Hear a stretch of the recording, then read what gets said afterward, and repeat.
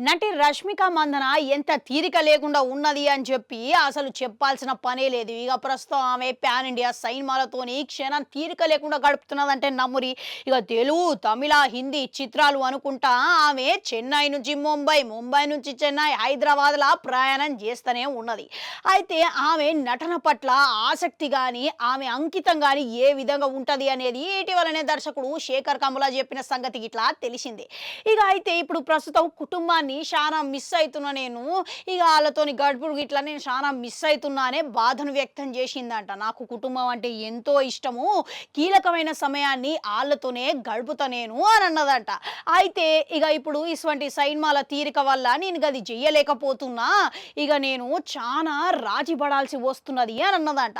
అయితే వృత్తిగత జీవితం, వ్యక్తిగత జీవితము రెండిటికి సంబంధించిన విషయాలలా ఒకటేసారి సమయం కేటాయించడం కుదరదని అమ్మ చెప్పింది. ఇప్పుడు నా జీవితంలో జరిగేది అదే. ఇక కొన్ని కొన్ని కావాలంటే కొన్ని త్యాగం చేయక తప్పదు అని అన్నదంట. అయితే నేను నా తల్లిదండ్రులని, చెల్లని చాలా మిస్ అయితున్నా. ఇక చెల్లంటే నాకు మస్తుగా ఇష్టము.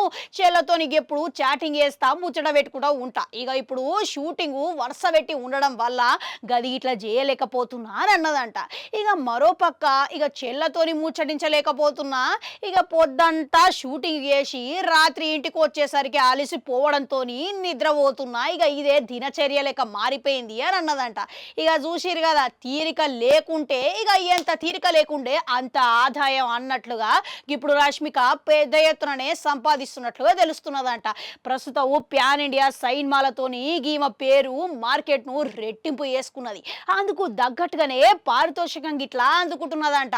అంతేకాదు నిర్మాతలు ఇక కావాల్సినంత వీలైనన్ని తదితర సౌకర్యాలు గిట్లా కల్పిస్తున్నారంట.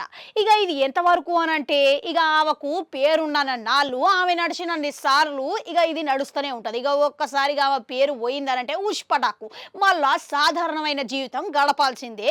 ఇక రష్మిక మందన పుష్ప 2 తోని భారీ విజయం ఖాతాలో వేసుకున్నది. ఇక అందువల్లనే హిందీలో గిట్లా అవకాశాలు గట్టిగానే పట్టింది. మళ్ళా అవకాశాలు అడియాశాలు కాకుండా రష్మిక మందనకు తెలుగులో వచ్చిన గుర్తింపే హిందీలో గిట్లా వచ్చే అవకాశాలు ఎంతవరకు ఉన్నాయంటారు?